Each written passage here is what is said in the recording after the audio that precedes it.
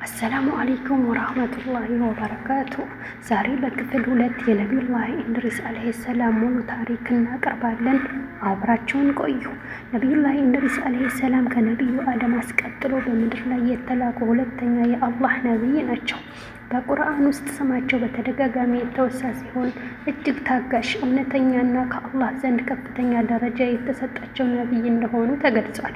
የዘር ሐረጋቸውና ስማቸው ትውልዳቸው የነቢዩላህ አደም አለይሂ ሰላም ልጅ ከሆነው የሺስ የልጅ ልጅ ሲሆን ሙሉ ስማቸው ኢድሪስ ኢብኑ ያሬድ ይባላል። የስሙ ትርጉም ኢድሪስ የሚለው ስም ደሪስ ማጥናት ማንበብ ከሚለው የአረብኛ ቃል የመጣ ሲሆን ትርጉሙ ብዙ የሚያጠና የሚያነብ ማለት ነው። ከአላህ የወረዱትን መለኮታዊ ጽሑፎች በስፋት ያጠኑ ስለነበር ይህም ስም ተሰጥቷቸዋል። በጥንታዊ መጽሐፎች ላይ ሄኖክ በመባል ይታወቃሉ። ለዓለም ያስተማሯቸው የመጀመሪያ ጥበቦች ነቢዩላህ ኢድሪስ ለአምልኮ ብቻ ሳይሆን ለሰው ልጅ ስልጣኔ በርካታ መሰረታዊ ነገሮችን ማስተማር ችለዋል። ጽሑፍና ብዕር በሰው ልጅ ታሪክ ውስጥ በመጀመሪያ በብዕር የጻፉ ነቢይ ናቸው። ስፌትና ልብስ ከእሳቸው በፊት ሰዎች የእንስሳትን ቆዳ ይለብሱ ነበር። መርፌን በመጠቀም ልብስን ሰፍቶ መልበስ ለሰው ልጆች ያስተማሩ እሳቸው ናቸው። ኮከብ ቆጠራና የሂሳብ እውቀት የኮከብን እንቅስቃሴ፣ የዘመናትን የወራትን መለዋወጥ፣ የቀን መቁጠሪያ በጥናት ለመጀመሪያ ጊዜ የተረዱት እሳቸው ናቸው። የመሳሪያ አጠቃቀም ፍትህን ለማስከበር እና ከጠላቶች ለመከላከል የመጀመሪያውን የጦር መሳሪያ የሰሩት እሳቸው እንደሆኑ ይነገራል። ለህዝባቸው ያደረጉት ጥሪ ዳዕዋ፣ ፍትህን ማስፈን። በዘመናቸው የቃቢል እና የመንታ እህቱ አቅሊባ ልጆች በምድር ላይ መጥፎ ስራዎችን፣ በደልን አብዝተው ነበር።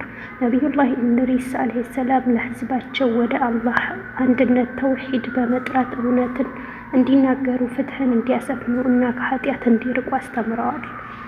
የመጀመሪያው ጅሃድ ጥሪያቸውን ባልተቀበሉትና በምድር ላይ ጥፋት በዘሩት የቃቢል ልጆች ላይ የመጀመሪያውን የተቀደሰ ውጊያ ጅሃድ መርተዋል። ወደ ሰማይ መንጠቃቸው የነቢዩላህ ኢድሪስ አለይሂ ሰላም ህይወት ማጠቃለያ እጅግ ተአምራዊ ነው። አላህ በቁርአን ውስጥ ሱረቱል መርየም ላይ እንዲህ ይላል፣ በመጽሐፍ ውስጥ ኢድሪስን አወሳ፣ እርሱ እውነተኛ ነቢይ ነበርና ወደ ከፍተኛ ስፍራም አነሳ ነው ይላል በቁጥር 56-57። ተአምራዊ ክስተት በአብዛኞቹ የእስልምና ሊቃውንት ዘገባዎች መሰረት ነቢዩላህ ኢድሪስ አለይሂ ሰላም በምድር ላይ ሳሉ መለከል ሞትን፣ የሞትን ጣዕምና የጀነትን እንዲያስጎበኟቸው ጠይቀዋቸው ነበር። አላህም ፈቀደለት።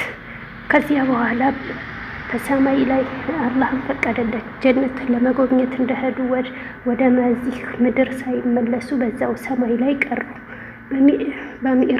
በሚዕራጅ ምሽት ነቢዩላህ ሙሐመድ ሰለላሁ ዐለይሂ ወሰለም ወደ ሰማይ በወጡበት ምሽት ነቢዩላህ ኢድሪስን በአራተኛው ሰማይ ላይ አግኝተዋቸዋል። ሰላምታም ተጠያይቀዋል። ሰላም አለይኩም ወራህመቱላሂ